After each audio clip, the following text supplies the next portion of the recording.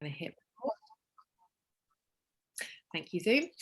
Hello and welcome to our July masterclass with the lovely Caroline Joynson of Cheerleader PR. And I'm so happy to have her here. She's going to be telling us she's going to be talking all about how to use PR to grow your small business. And I know this is something that you've all been very excited to be talking about. So I won't prattle on. I will hand over to you, the expert, Caroline. Big welcome. Thank you for being here.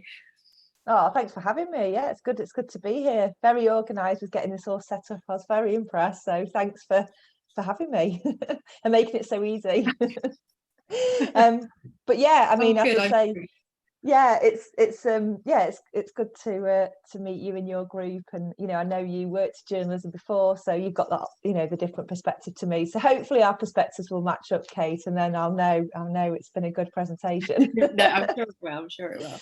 But yeah, I mean, I've worked in PR for over 20 years, so it's been a fairly long career already. But yeah, I mean, so I'm Caroline Joynson. I'm the founder of Cheerleader PR. And I help passionate business owners to get media coverage and PR so that they can build relationships, raise their profile and make more sales. And yeah, I've worked in PR for over 20 years, as I say. I've worked in PR agencies. I worked in-house as the senior press officer at the National Media Museum.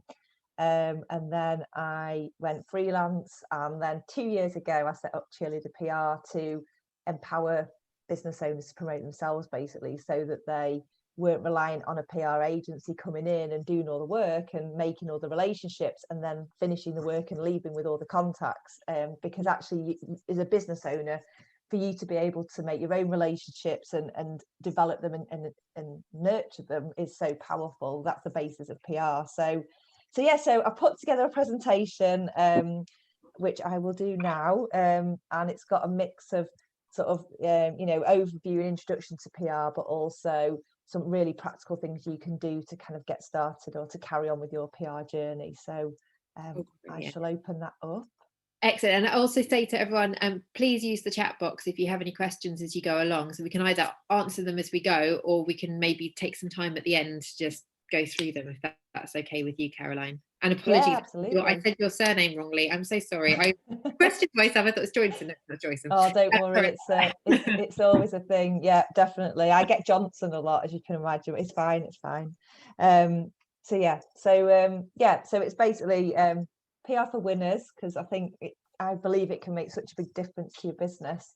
And it's how to harness the power of PR and become the go-to expert. So as I say, that's me, founder and PR strategist. And yeah, I think I've done my introduction, so I'll crack on. So what is PR? And I always start with a definition, and I don't apologise for that, only because I think PR is one of those things that's either misunderstood or a bit confusing. Or I mean, I got told earlier in a conversation with somebody that they thought it was a dark art. I've had that before as well. But PR stands for public relations, and I used to have a much longer definition than this, but I've just gone with a shorter version, which is that PR is about reputation. It's a result of what you do, what you say, and what others say about you. And ultimately, to me, it comes down to relationships and reputation. They're the foundations for building a great business. So actually, investing time and effort in PR is going to help with your reputation and your relationships, which, as I say, is what we want in business. So it is a really, really powerful discipline. And that definition's by the Chartered Institute of Public Relations. But yeah, if you think about reputation and relationships, you won't go far wrong. So PR is all about other people saying that you're good at what you do rather than saying it yourself. Obviously, you can say it yourself, but when other people say it and they're not paid to say it, it's got a lot of weight behind it because you're getting that endorsement from other people. So just to kind of quickly, just give that comparison and just a bit more context to what PR is. The easiest way, we always traditionally would compare it to advertising. You either paid for the space and advertised, or you got in the editorial route and went through journalists to get editorial coverage. But now with social media and everything, you can obviously advertise on Facebook and all your social media channels. But it's just to show you the difference, really. So on my left, there's an ad there from me, which is me talking in the first person and, saying how I can help people. And obviously I pay for that space, and it's marked as sponsored content. On the other side is an article that I was quoted on in Forge on Medium, which was written by a journalist, and it's me giving my expertise and insight and sharing my knowledge, and getting a name check and a link to my business in this case as well, which is really powerful, because it shows that journalist thinks that I know a lot about this topic and that I've given a good quote and I'm included. So the difference is, the space on the left is paid for. I've paid for that space. It's marked clearly sponsored, that shows I've paid for the space, whereas the other is editorial, and it's crucial third-party endorsement by a independent journalist. So just to summarize, really, PR is endorsement by credible sources. And actually, I should just say here, it's not just about journalists, it's not just about the media. And they are massive parts of PR because they are respected, they're known and trusted, and they have a big audience. But it can be anyone that features you on their channels, and I'll talk a bit more about that shortly. But because you're being featured on merit, as in you're not paying for it, it's authentic and impartial, you've been picked on merit. It's about providing stories with content and value. It doesn't matter how well you know a journalist, if they don't think it's a good story, you're not going to get in. So it has to stand up on its own right. As I say, it's free. There's no upfront cost because you're not paying for the space. The only cost, if you like, if you're doing your own PR, is in time and effort and in actually, going for opportunities. The great thing now is that PR is very shareable, in that you can, you can spread the reach of your PR coverage or your PR endeavors via your social media and tell you I've been featured in this magazine, or I'm doing a guest expert talk in that place, and tell people and use it to sort of reinforce that your stuff, so you can share it with your own audience as well. It's very powerful because it is so, it's not necessarily easy to come by. You've had to work to get it and to get featured, and you can share it. And as I say, it's all about relationships and reputation. The other thing that PR is a marathon, not a sprint. It's not just a one-off thing that you do, and that's it. It's something that you would ideally build into kind of your business plan, in your marketing plan, and just it's something that the more you kind of put yourself out there and go for opportunities and pitch ideas and reply to requests and build more relationships, the more that will come. So it's brilliant when it builds momentum, and you just have to keep kind of just investing a bit of time to keep going and to get the results, because it's kind of got a bit of a compound effect, really. I also like to say what PR isn't. So it isn't something you can buy. If you see things where someone's sending you, we're looking for top coaches to feature in this Yahoo Finance article, for example, and then there's an asterisk which says fees apply. That isn't PR, that is advertising, because it's been paid for. There's a lot of that going on at the moment. And just to say, it's not impartial, it's not editorial, because it's been paid for. So if you see that, it's not PR, and it doesn't have this. Advertising has its own place, don't get me wrong, and obviously I've advertised on Facebook, so I'm not anti-advertising, but obviously it should be marked appropriately. So if you're doing advertising, know that that's what you're getting, whereas if you're paying to be featured, know it's advertising, and so you know what you're actually signing up for. I mean, Kate, I don't know if you'll agree with me on this, but I always say PR isn't about spin. It's certainly not about spin in terms of spinning a good story and spinning the truth, in terms of promoting your own small business, because you've got amazing stories, you've got, great products, services. So you don't need to spin anything. It's about just getting the good stuff out there and sharing your good work, really. It's not like the best one. The true story is always the best one. That's what absolutely. And again, I think you'd agree with me, Kate, that PR and journalists, going out for long boozy lunches and all that sort of stuff, that's kind of a thing of the past. Because I missed that by me. I came into PR after it was like that. I got my old bosses were very much like that, but I was lucky if I got, I don't know. Yeah. coffee break. Exactly. Well, that's the thing. I mean, I think, PR is, has this reputation, or did have, of like, champagne lunches and all the sweetie darling stuff, but actually it's bloody hard work. It's a lot goes into it. Sending your pitch to put your client forward for something is, a lot of work's gone in to get to that point. So it's not as glamorous as maybe people might think, but there's never a dull day, so I definitely can't complain. And as I say, PR is not just about the press. It is a massive part of it, but it is about building relationships and getting in front of the right audiences for you. I mean, me talking here today is an example of PR. It's me sharing my expertise and knowledge, and Kate endorsing me and putting me up and saying, Caroline knows the stuff, so she's going to talk to you. So something like this can absolutely be a form of PR as well. So it's just thinking about getting in front of other people's audiences so you can show what you know or share your story. So different types of PR. Obviously, we've got news coverage, media coverage, but it's all about channels owned by other people, and kind of have the brackets around that, just because none of us own Facebook or social media, but we can feature on it. But it's channels that are owned. So sorry, what I mean is that when you've got your own Facebook group, you kind of own it, but actually Facebook own the whole thing. So that's why I put it like that. But so channels owned by other people, so media, other people's blogs and websites, speaking at events or virtual events is a form of PR, and featuring on social media feeds, where it's not a hashtag ad or a hashtag sponsor post. It's where you've been selected to be featured and no money has changed hands. So ultimately it's all about that crucial third-party endorsement. But the great thing we've got now is, with the advent of content marketing, that we are essentially all our own media empires, if you like. We can have our own TV show on YouTube. We can have our own radio show through a podcast. We've got our own social media to broadcast out from. We've got our own blogs and websites, and we can reach customers through our email marketing.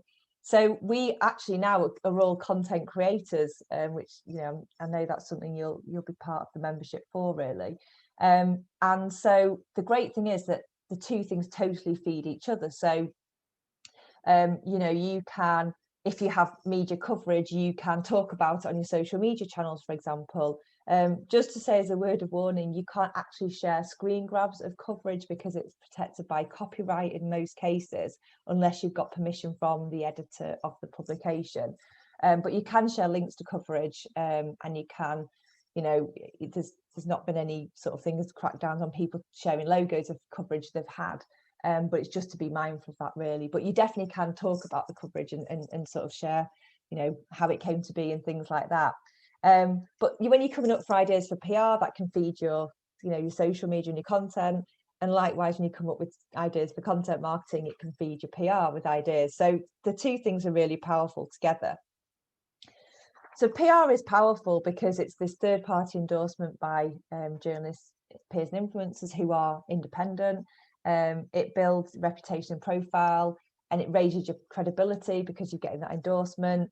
It means you can reach more customers and clients because you can get in front of other people's audiences, and you'll get more people to see you and get their eyes on you, which can also increase like the know, like and trust factor, because people see you speaking, they see that this is genuinely you and this is genuinely what you've got to say. That can help you to grow your brands, that people get to know you and what you stand for. And the thing I always like to say is that, because with PR, you have to really sort of hone your message and be succinct in what you're putting forward, in order to, journalists or group owners or podcasters don't have time to read reams of information. They just need the facts, and they get to the point kind of thing. So I think when you're having to hone your messages and get things down to really clear, wording, it just means it helps with everything that you're going to put out there. It helps you to introduce yourself at networking events. It helps you to give talks. It helps you to pitch ideas. So and also because of the timescales of the media, which I'll talk about later, it just gives you a bit of a framework for when you need to have things ready for, if you're going for specific time-bound opportunities. And of course, the fact that it's relatively low cost compared to advertising is a massive benefit for PR.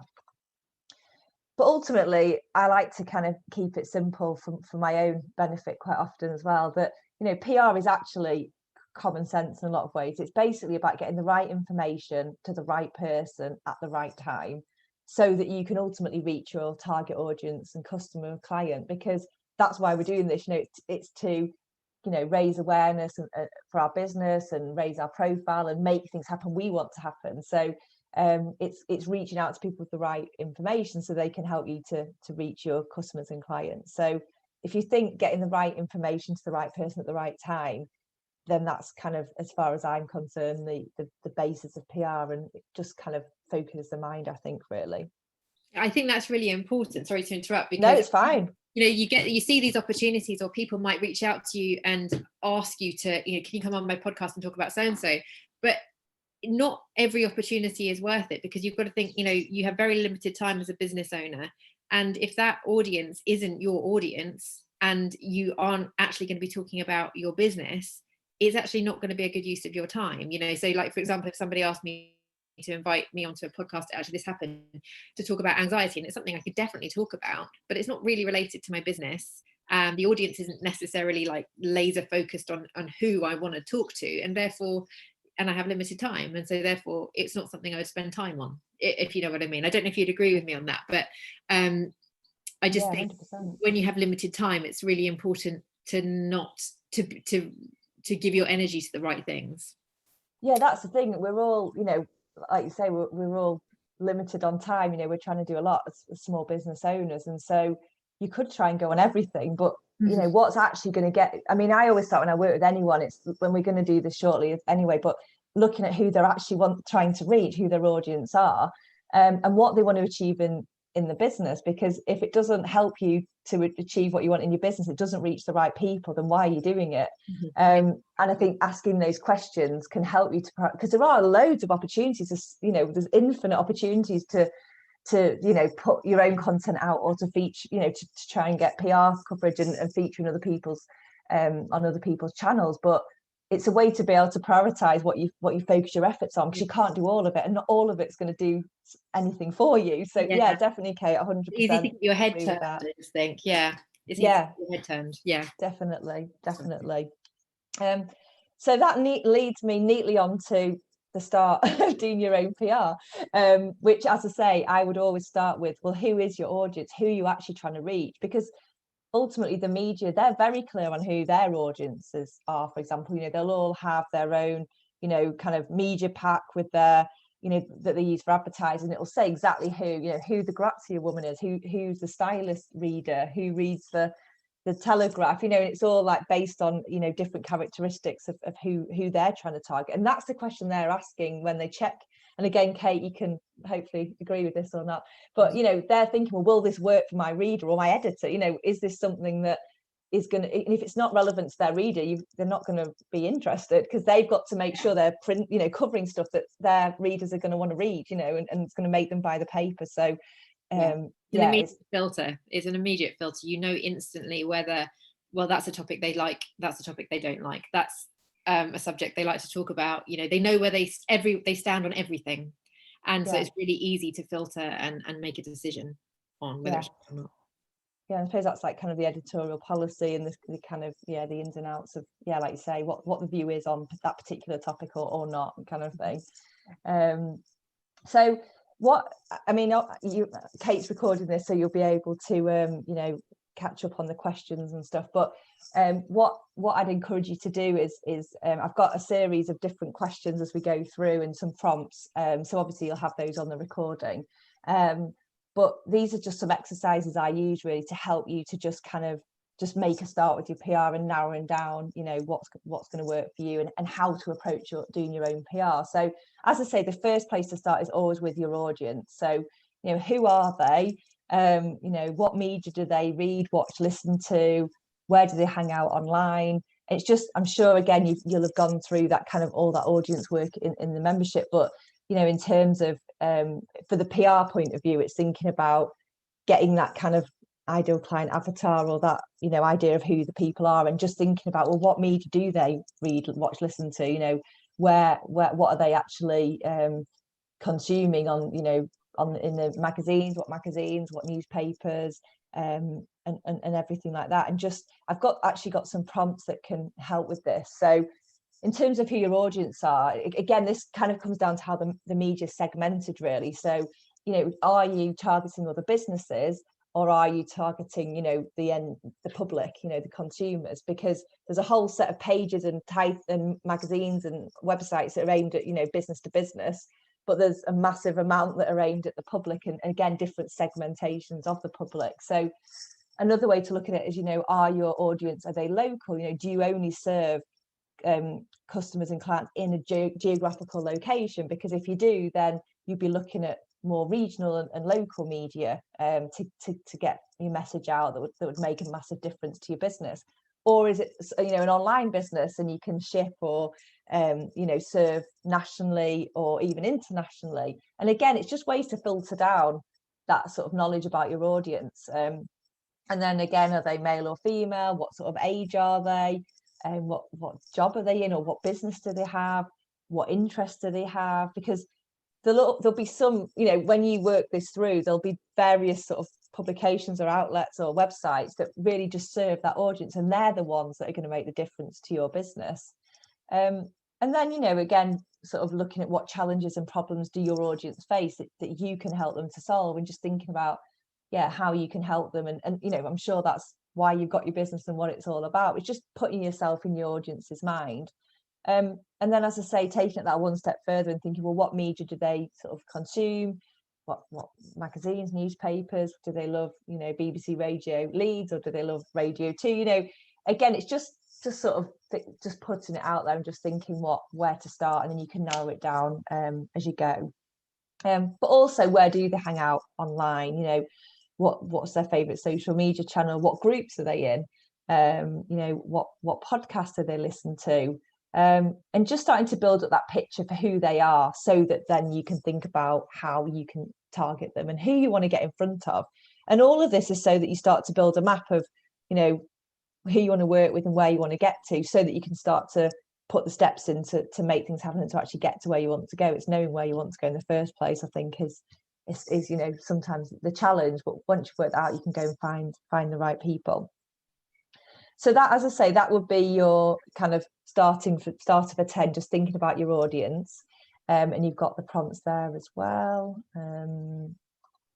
So second part is really about the million dollar question. And I know Kate will know the answer to this, but it's, what are the media looking for? And I've seen this exercise done with a room full of business owners and a room full of journalists, and they've said to the business owners, you know, what do you want from PR, or, you know, what do you want from being featured in the media? What you're looking for? And they're like, oh, well, you know, brand awareness and new customers, reach, you know, all these amazing business type words.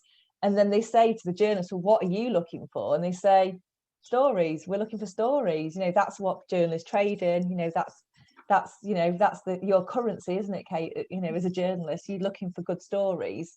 And there are, you know, different types of stories that journalists look for. So I just want to give you an overview on that. So news stories are about people. You know, these are the things that you find in the front of the papers, or you know, at the start of the news.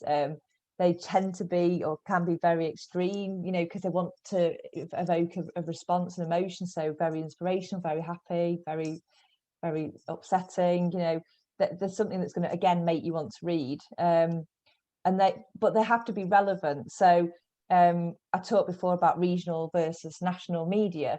You know, regionals want stories that are relevant to their patch, to their region, you know, to their county or their city, because they're really interested in that. That's who they're selling to, is people locally. Whereas nationals want stories that are going to be, you know, interesting on a national scale, and on a, you know, on a bigger scope, really. So again, it's just thinking, is my story or my business regional, or is it national, and is it something that's going to get national attention? The thing with news stories is news is new. You know, it's happening now or soon, or, you know, it just happened. And there's that whole sort of story, you know, today's news is tomorrow's chip paper, or it used to be. Obviously now, because of the internet, that isn't quite the same, because stories live online. But it's that kind of thing of it's only news for a very short period of time, and then the story moves on and times move on. So news is very timely, and it's got to pass the why test So, why would it, not in a nasty way, but it's like, well, why would my readers care about this? Why would they care about this now? Why is this interesting, to people? So you've got to kind of help a journalist to almost answer those questions when you get in touch, and show why it is relevant to them that you've done your research. And I always, whenever I do talk about photography, whether it's whatever type of story it is, or whether you're going for podcast opportunities or other ones, you need to have good photography to bring your story to life. So if you are looking at news stories, then it's thinking, well, what story would show what was happening in the story? What picture would do that job? And I always say to invest in professional photography if you can, because obviously photographers, that's what they do, and they're experts in getting great images.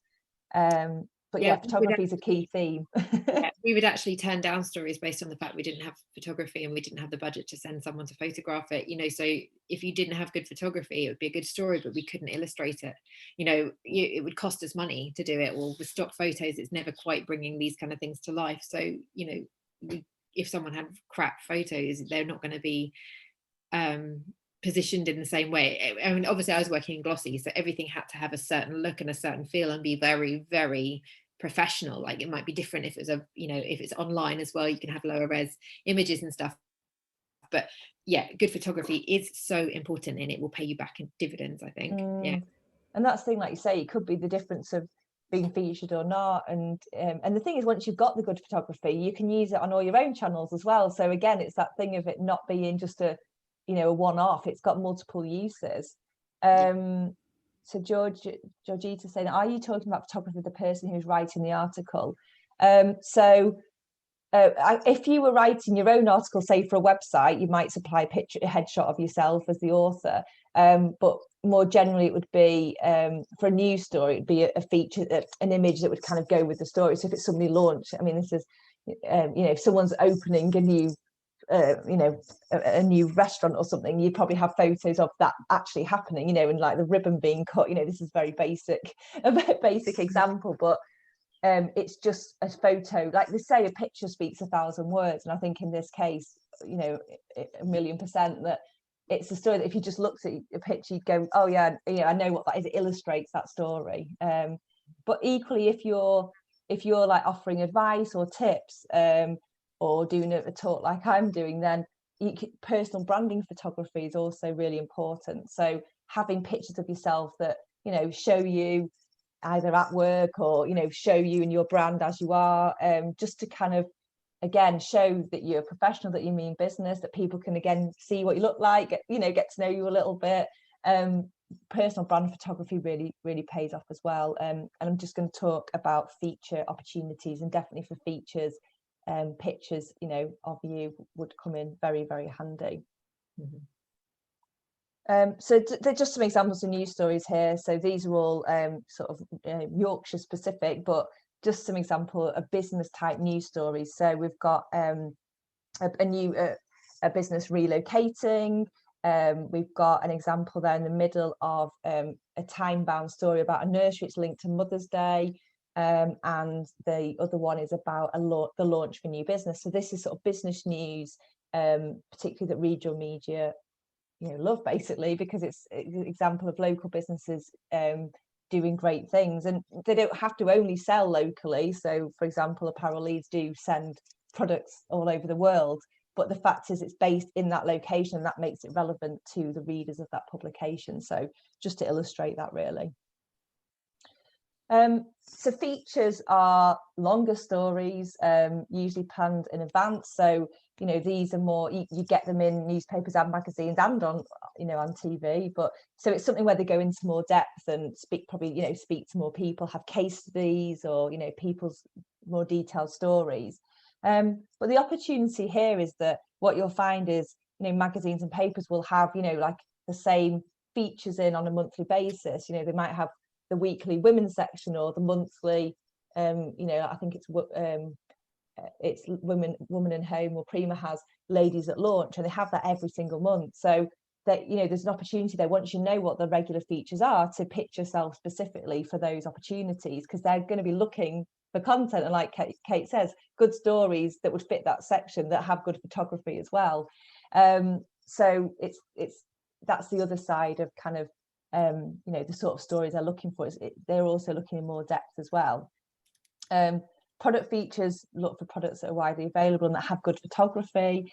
But another way you can get involved in more feature type articles is actually a sort of expert commentary, opinion pieces, kind of how-to articles and tips. You see a lot of this, you know, 5 ways to do this or 6 hacks for that, and you know, those sorts of kind of, a bit like what we said about being a go-to expert. It's those sorts of things that you can give expert advice and commentary on that just show you that you know your stuff.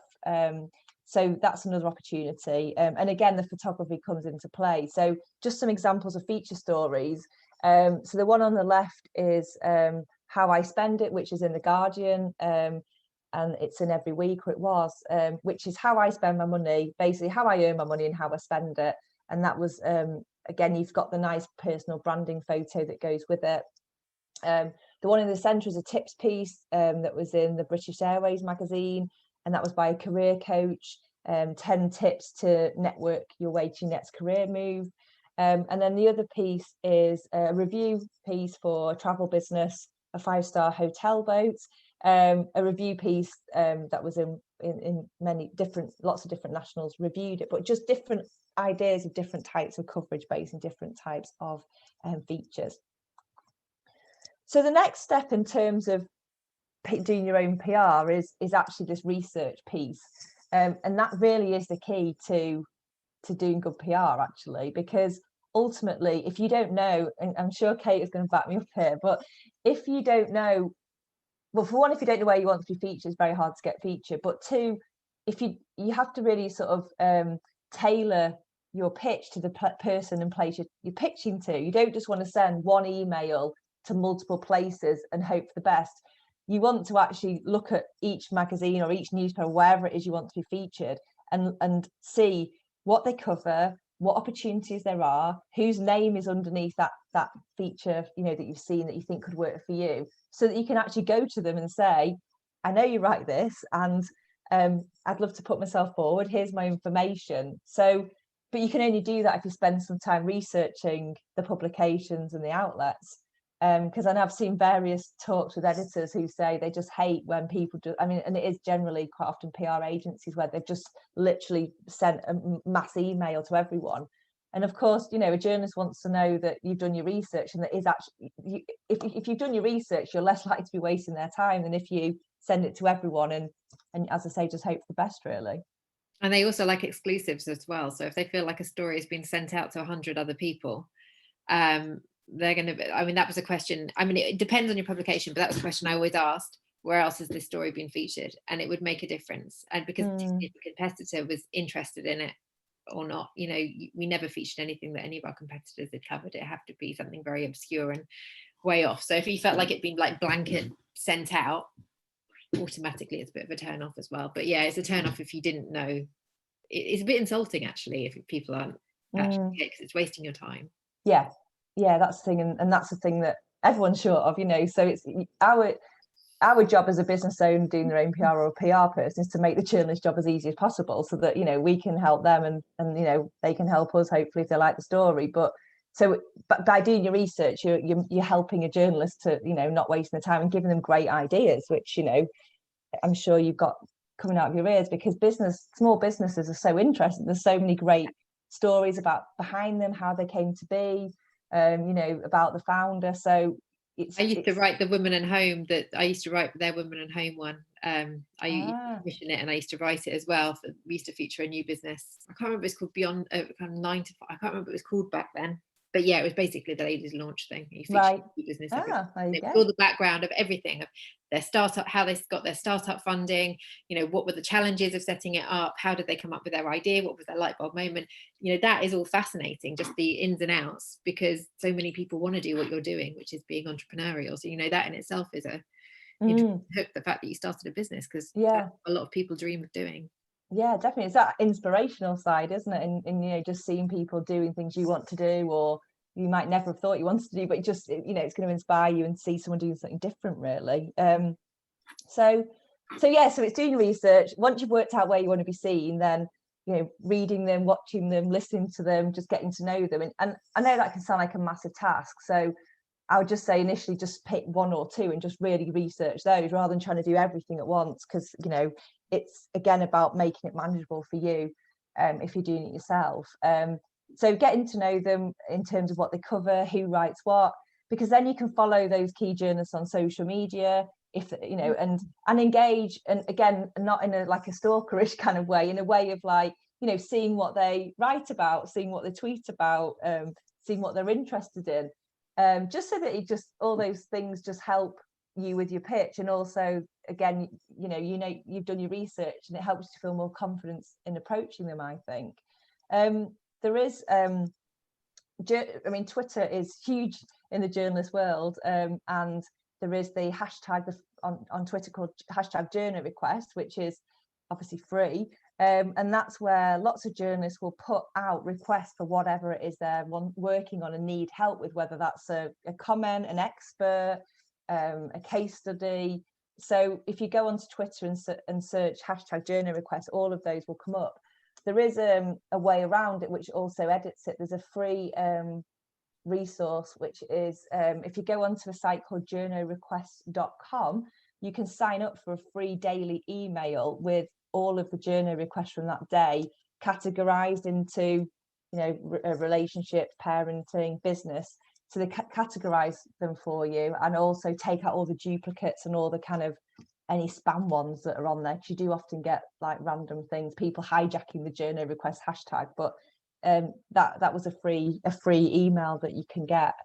It was by one of the journal request type paid services. I think they bought that journalrequest.com site and then carried on with a free email, which is very kind of them, but it can help you. They still have Gorkana, because that's what the thing used to be whenever. Do you know Gorkana? Yeah, the Gorkana's still going strong. Yeah, there's Gorkana's really good.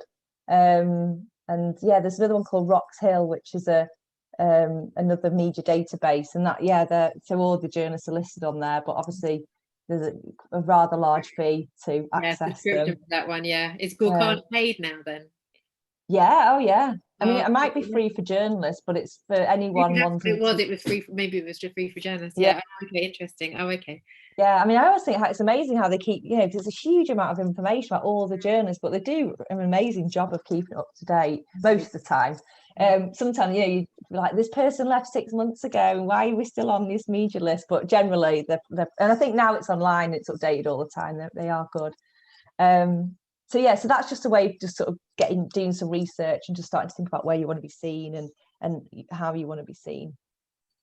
So the next bit is about you as business owners, and it's another exercise again that you can do kind of in your own time, really. But ultimately, as a business owner and as the brand, you are at the heart of what you do, and this is another reason I think it's so powerful if you can do your own PR, because it's about you and it's about your stories and your expertise, and you know them the best of anybody.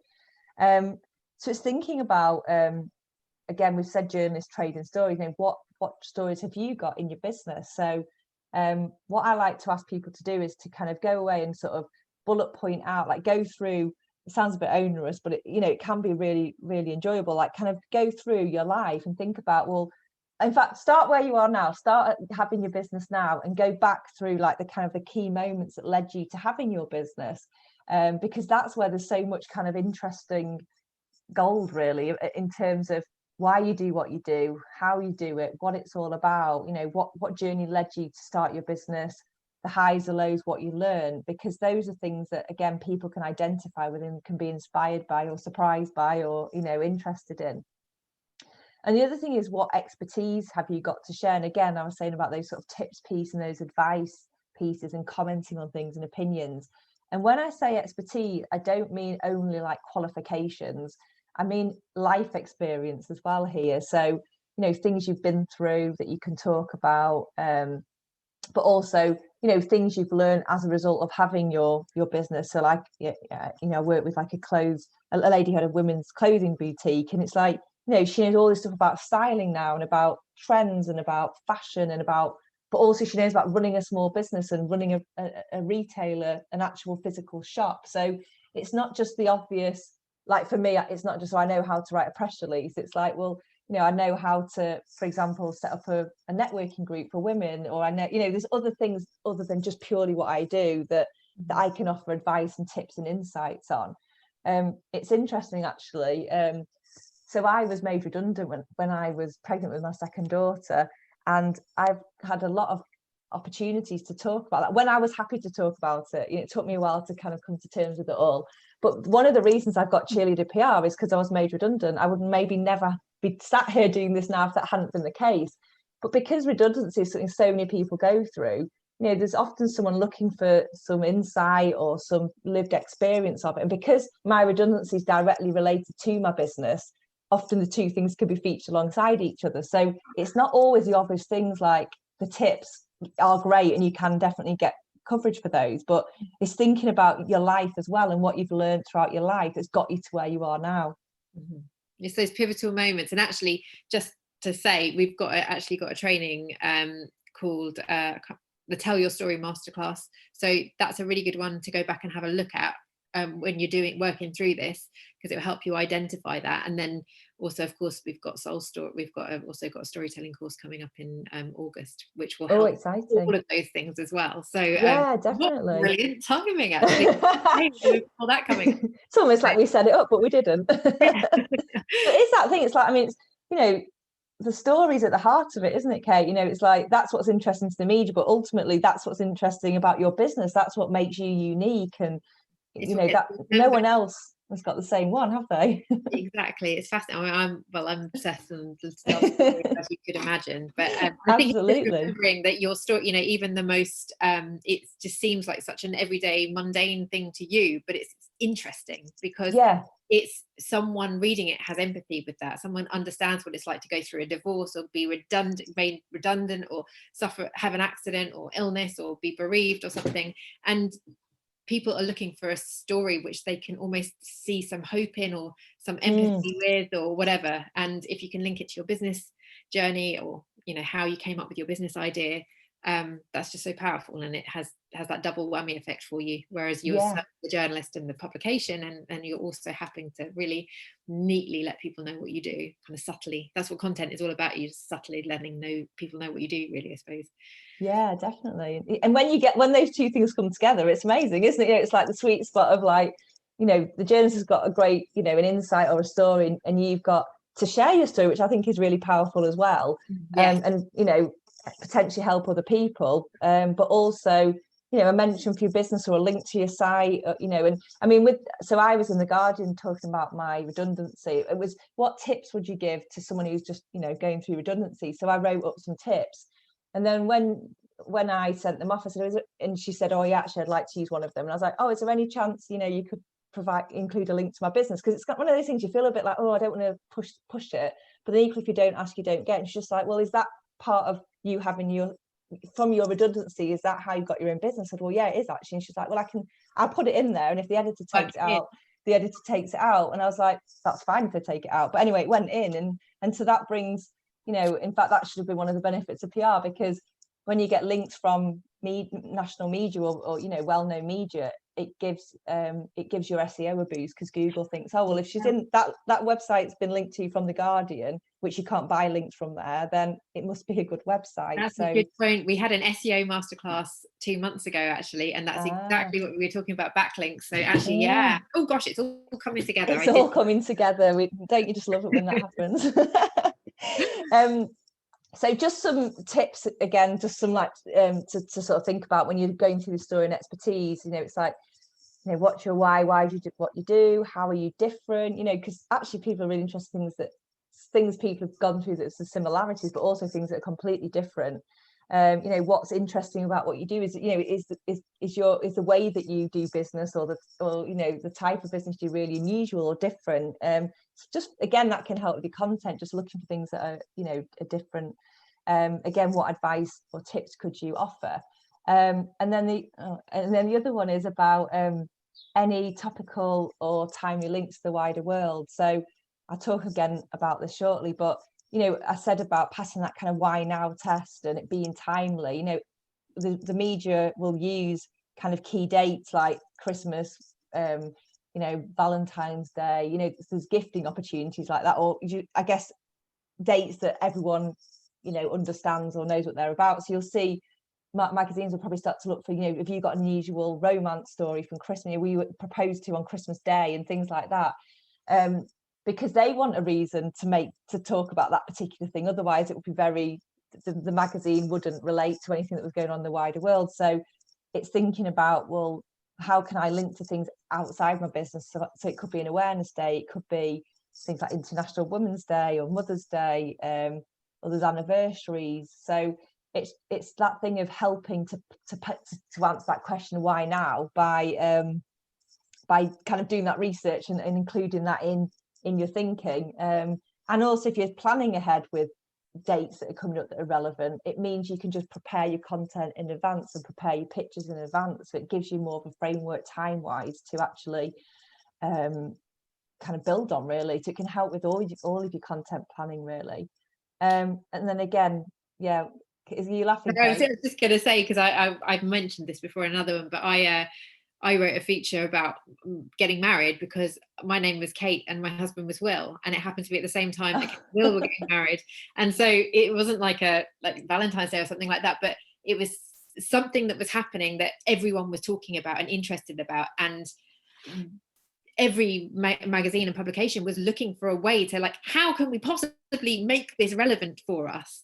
And so it's like also thinking about, so I also saw something the other day, oh gosh, a very famous Amy, can't remember her name is, but she was talking, she had a hysterectomy, so then you saw a lot of magazines were like interviewing women who'd had hysterectomies because it was topical, women in their 30s. So anyway, so it's just there's other links as well. If there's a celebrity link or like a really big news story link, that's a more timely thing, but it becomes really relevant and your story becomes important and journalists are going to be interested in it. Yeah, because it gives them that moment in time, something to hook it onto, really, doesn't it? And it to your benefit if you can kind of help them out, if you can link it in that way, really. And again, talked about images a lot, but having images of you that can bring your story to life. And I mean, what I ask people to do actually, so I ask them to go through and bullet point out their story and look for those kind of key moments, and also go through and bullet point out, their expertise, what they could, they know more about than the average person, what they are skilled in, what experience they've got. And I actually say, there's another exercise I then go on to about writing a media bio, but with those lists, I say, put them up somewhere where you can see them, because we're always, I think we can be our own worst enemies, and we often don't realize how much amazing stuff we've done and how we've got to where we are now. And I think that's another way storytelling and going through that process is really powerful, because just reminds you how far you've come. And I think, and also how much you've got to offer in terms of that expertise and that experience and those stories as well. So I think it's a really powerful exercise.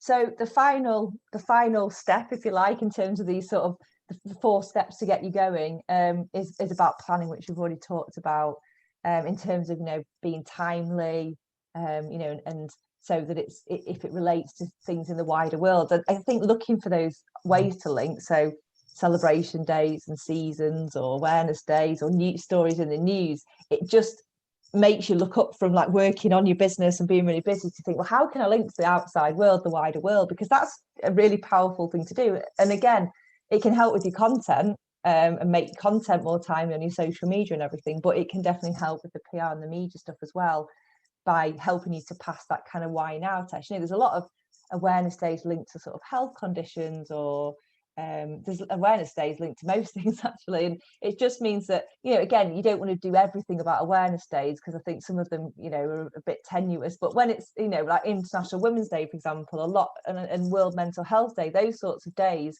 are things that are credible and people use them for ideas for articles and stuff. So just having to think. There is a website called awarenessdays.com, and you can search that for free. It has like a drop down with categories, so it'll have like health, finance, family, so you can sort it that way as well, and it'll just show you the awareness days, and you can just use that to think of some ideas.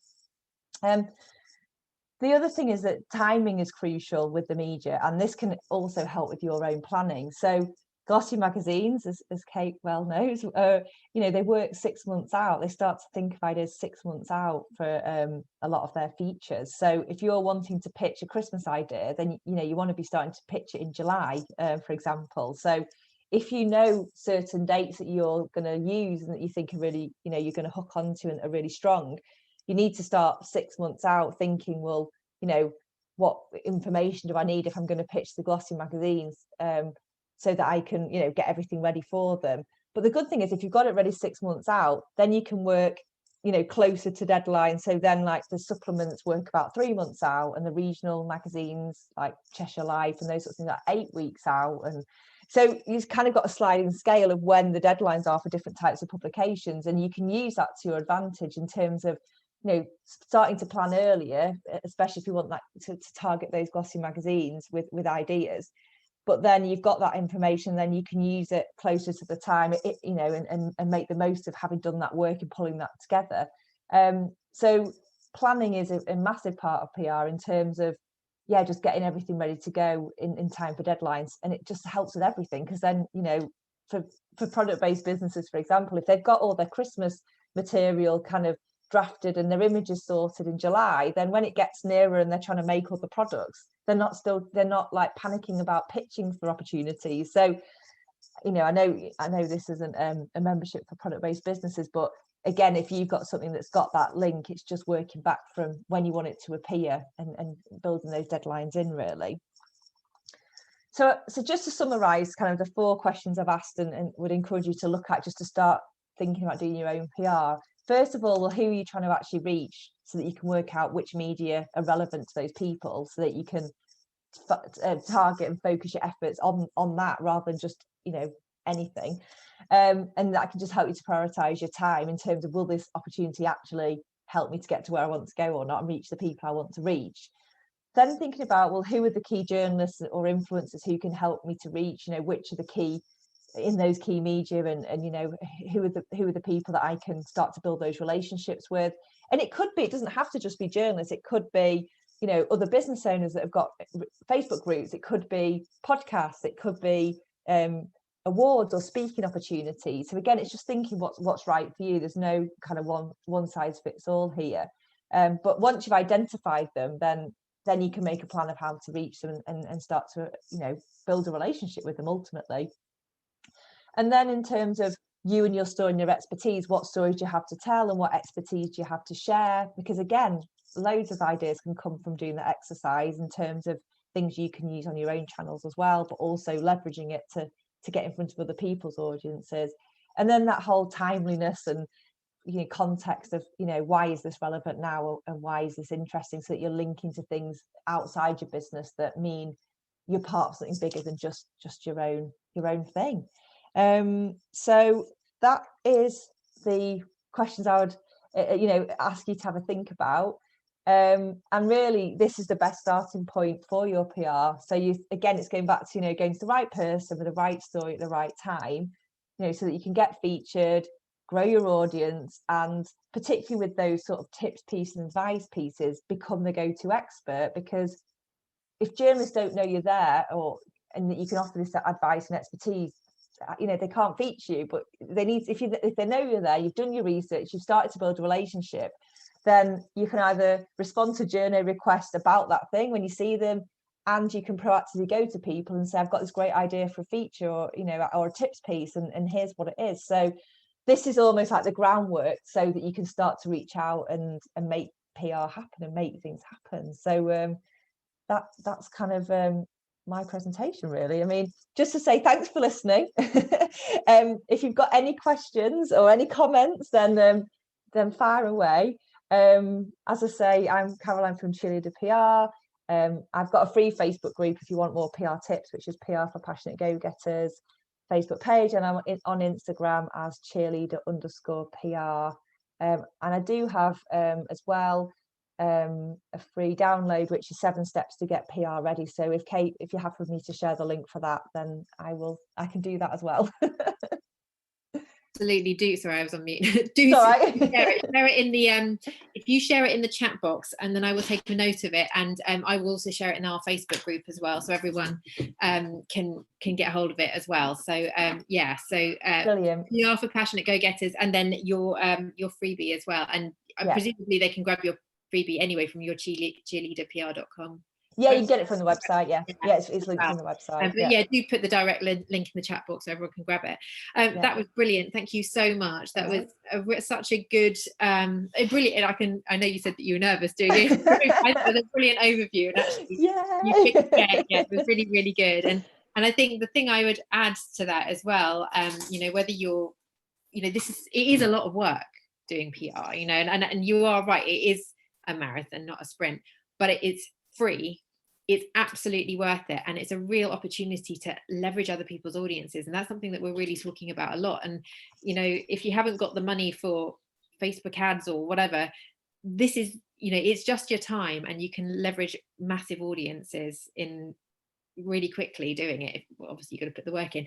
And also the other thing is, I also found if you're going to put yourself forward as a guest expert, once you make a relationship with a journalist, and you are a safe pair of hands, and you're around, and you're quotable, and you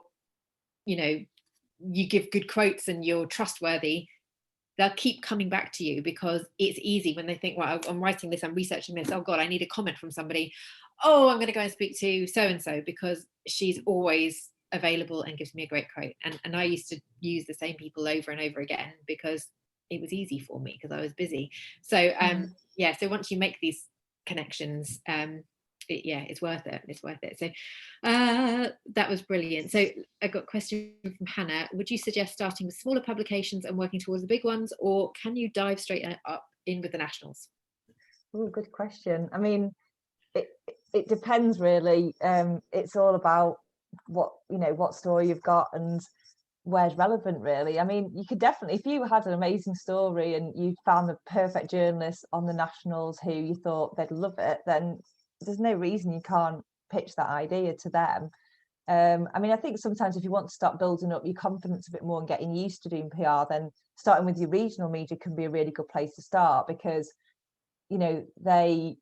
I think that, unfortunately there's less and less regional journalists, and a lot of them are covering quite a lot of roles between them. But if you've got a good story and images to go with it, and you can help them out, then you can start there and start to kind of just build up your PR confidence, really. But there's nothing to stop anyone pitching an idea anywhere. But I think the key is doing that research to be sure it's the right story for that person, because it's that whole thing, isn't it? Like, oh, I don't want a cold pitch, I don't want to send a pitch. It's like, well, for one, you're helping the journalist if you've done your research and it's a good match for them, you believe that it is, and ultimately, how are they going to find you otherwise? So it's just doing that research and then putting that idea to them, really. Brilliant. And Rachel says, what's the process to pitch? Do you have to write the whole piece to submit, or just an overview? So you wouldn't write the whole piece unless maybe it was for a website and you sometimes if you write like a guest article, you would write that and then submit it. They might ask you to submit the whole thing before you get a yes or a no, which is annoying if you then get a no, you've written it, but then you can look to place it somewhere else.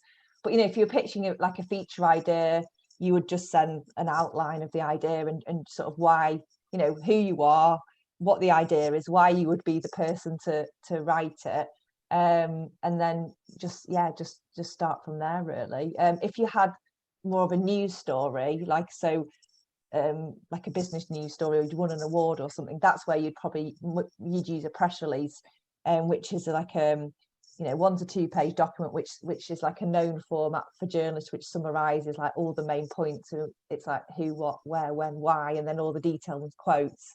So in that case, you could send that to multiple people because it's a news story and that's kind of normal.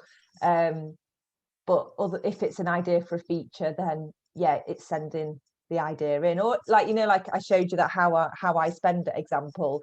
So I sent that pitch in with, I've got how I spend it as a subject line, and then talked about why the person I was putting forward was a good candidate. So they would then write it if they like it.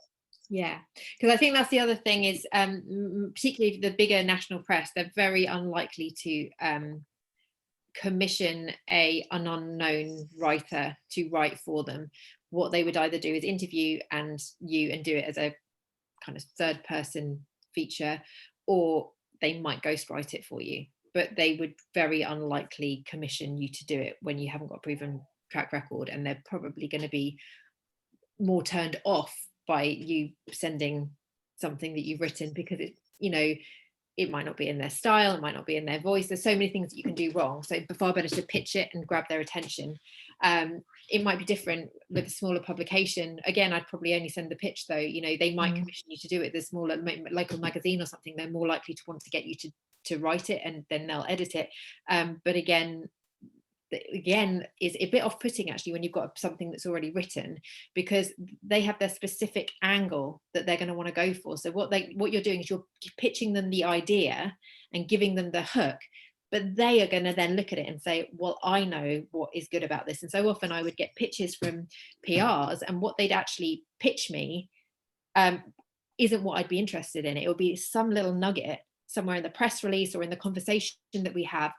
And I think, yeah, that's it. That's what we want to talk about. That's the story. And so it wouldn't necessarily be what they pitch. So you can be often missing out on an opportunity if you're too prescriptive. And when you write it yourself and send it, you're kind of telling them this is how it goes. Whereas you've got to trust that they've got a nose for a story, and they're going to find something and see something that perhaps you haven't thought of. Yeah.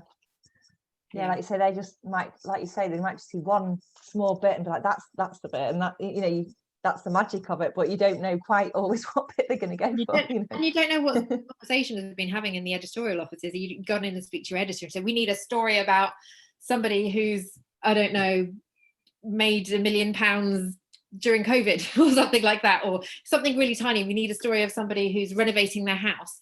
And you could be pitching a press release about, I don't know, how you started your business, and happen to say, I'm renovating my house. While I was renovating my house, I did X, Y, Z, and then you're like, oh, that's the story. And so then suddenly that's suddenly what the story is. I don't know. It's just, don't be too prescriptive, because you just don't know. You just don't know what they might pick up on, and I think it's off-putting when it's pre-written. I think.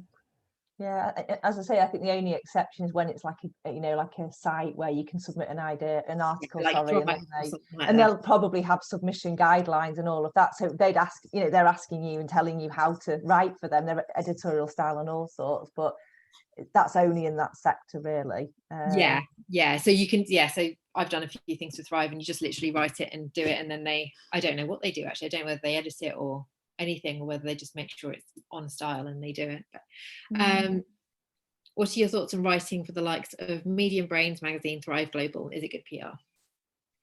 Yeah, because you just mentioned Thrive. I mean, I think it's a great way. I mean, this would be a way to write your own article and have it published. And like with Thrive, I think they just check that it's within their editorial guidelines that are on the site, and then they publish it.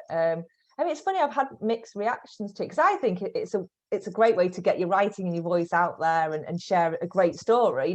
They tend to be sort of story based, or they are tips pieces sometimes, but it's all linked to somebody's experience, and it gives you something great to share. I think Thrive's got a really good reputation. That's like how the Huffington Post started out.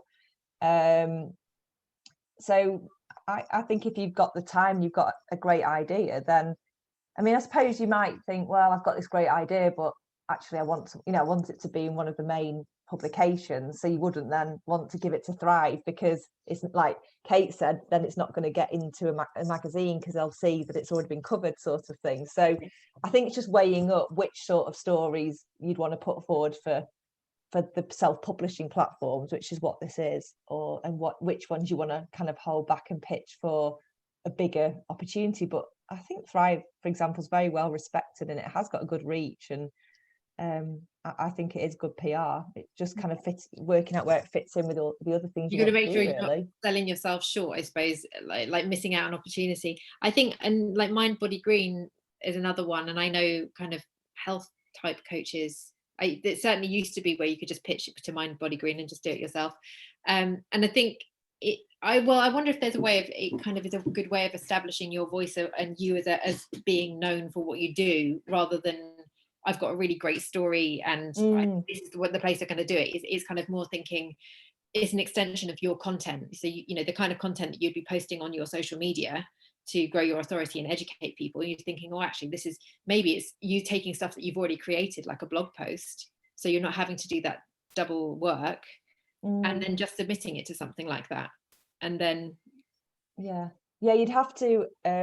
I guess you'd have to edit it so it wasn't the same, because otherwise, I think Google might kind of penalise you. You could top and tail it and change the format, but it's just so you're not doing, I don't know, creating something completely fresh. But I've seen things like, I don't know, 5 ways therapists have thrived in the pandemic or things like that. It's more, again, it's personal experience mixed with some tips quite often. But I mean, Thrive Global, I've just seen Georgita's added, I didn't realise that Thrive is self-publishing. Can you give us other examples? So basically with Thrive, anyone can sign up as a contributor. You can go on there, register as a contributor, and then it'll give you then the guidelines for their, what they do and don't like, and the length and all those sorts of things. And then you basically write your article, upload it yourself, their editors check it, and if they like it, then as long as there's no problems with it, it should go live.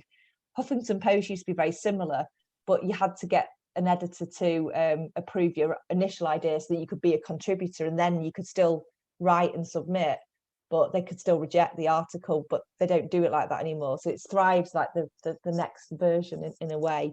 So that's self-publishing. Medium is similar, I think, but with Medium, I think you can actually get paid for number of views and stuff at some level. I know someone I know has just signed up for that. I don't know Brains magazine, but there is I think there's one called Elephant Journal as well.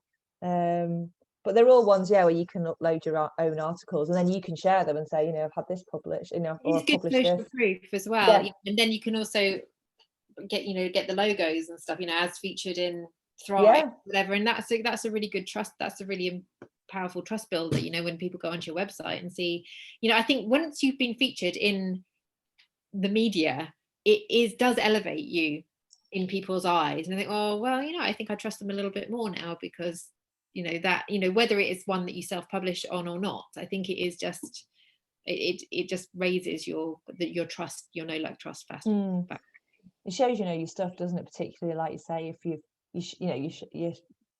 just sharing your expertise and your knowledge, and you've made the effort to make that happen. I think it just makes you stand out from others that aren't doing that. It gives you that extra sort of push, really. You're positioning yourself as the leader, the spokesperson for that subject. Definitely. Rachel says, I've heard Psychology's magazine is really challenging to get featured. I would love to submit, but would it be best to wait until I have a few smaller features, or just jump in? I mean, all of these magazines, they only have 12 issues a month, but they do have their websites as well. So they're and often they have a different team. Psychologies have actually just got a new editor, so it may change slightly, and I'm sure lots of people are getting in touch with the new editor to introduce themselves. And again, it depends what the idea is and how right it is for them. And I don't think Psychologists will look to see if you've had other articles published or other stories about yourself published. They'll judge it on how good the idea is and whether it's right for them. So if you think you've got the right thing for them, and then I don't think you need to wait until you've got smaller features, unless you feel you want to do that for confidence reasons. But no, I think with an idea like that, just go for it, really. Do your research, put that together and say, what your idea is, why you would be the best person to write that, and send it to the right person that commissions that sort of article, or that looks after that page or that section. I mean, it is competitive, isn't it, Kate? It is competitive. It is very competitive. But if you really want to do it, I just go for it. I mean, you might find that they won't get you to write it. They'll probably ghost it. Maybe. Well, realistically, they're probably, I think that's what certainly the bigger titles, they're so they're so specific in their voice, and it takes longer to edit something that hasn't been written in their style or hasn't got the bits that are important to them than it does for a journalist to jump on a call with you for 45 minutes and interview you, and then they ghost it in your voice. And that's more time effective and cost effective for them. So I think you're more likely to get commissioned as a writer if you have got a track record. But if you want to get featured, which ultimately that's very powerful. If you want to get featured now, I would just go in and be open to whether it would be ghostwritten or whether you'd be interviewed or it'd be written as third person or whatever. But I think from my experience, if somebody pitched to me when I was commissioning and said, I want to write this for you, and I thought, well, they don't have a proven track record, this is quite an important feature that we have, because as Caroline says, you have 12 issues a year, you might have 6 features in each issue, so that's not many. So it's real prime real estate, and they're very, very busy, and so they're very unlikely going to test out an untested writer in those bigger magazines. That's how I felt, and I worked for Women at Home and Prima and Country Living and BBC magazines I worked for a long time, and that's what we would have done. But I don't know, I can't speak for psychologies, they might be different. So that's why they have a team of journalists, isn't it? Because that's what they're paid to do, is write the articles for the titles. So yeah, it's that's like you say, they're unlikely to have someone write something for them, but equally could interview you and do, if they think they like the idea. I think it's about getting your story out there and getting your name there, and then you're more likely to be invited to write those things. But even really well-known people, we would still have ghosted because it would be quicker to do that. So how important is it to have a perfect website before you start being published? I don't think it is important. I don't know what you think, Kate, but I just think I suppose it depends what you're. It's more like I don't know that. I don't know that the media would really particularly go and look at your website before featuring you. I think it's more that when you've been featured and then people go on your website to look more at, learn more about you, and then your website, isn't up to scratch, then that's maybe more of an issue. But I mean, equally perfect. Does anyone have a perfect website? As long as it's even if it's just a landing page with your contact details on and a nice picture and your elevator pitch, as long as you've got somewhere to send people that looks professional, then I think it's as long fine. as they look professional, that's fine. If it looks like it's just been cobbled together, then it's it doesn't. Again, it's about looking professional, isn't it? Yeah, it can erode trust a little bit, and you're thinking, I'm not really sure about this business. But you don't have to have this website with all bells and whistles. You just have to have probably some kind of page which just, as you say, makes you look professional. But equally, actually, not everyone has a website, and some people would point to their maybe some kind of social media presence as well. You could do that as well. I mean, I would recommend having a website for many other reasons, but I think we all get a bit hung up about having a perfect website and not being able to show up or pitch ourselves or do anything because our website's in draft mode. It's just like, oh my god, it's just an excuse. Actually, it's an excuse. You're just going to put yourself out there, and yes, you do ultimately want it to be good, but you can just start exactly as Caroline says, with a landing page that has what they need to know, and that's enough. So, just looking professional, or however you want to look, however you want your brand to look, just kind of having it consistent across your social media and your website, and just so it all just links together, really. But that's part of a bigger piece. But you don't need to have a perfect website to pitch for media opportunities and PR opportunities. It's about I don't know how you spend all this time doing this website. I mean, how many people ever look at it? I'm not sure. Like, I did the same thing. I need a website before I can't remember what I was waiting to do. And then I had this website, and then I don't know. I mean, I probably should check the stats, but it's not like loads of people. I looked at your website. They would say, "Can you tell me about this?" I'm thinking, well, it's on my website, but you haven't looked at it, have you? I think we all do that. I did that, exactly that. I got my website all perfect before I was going to launch to the world. And then I realized I didn't have any traffic going to it. And now, I've spent so much time building my business in other ways with this website just sitting there. And now I know who I am and what I'm doing. Now I'm focusing on getting that website to work for me. And I think, I think we all do it backwards.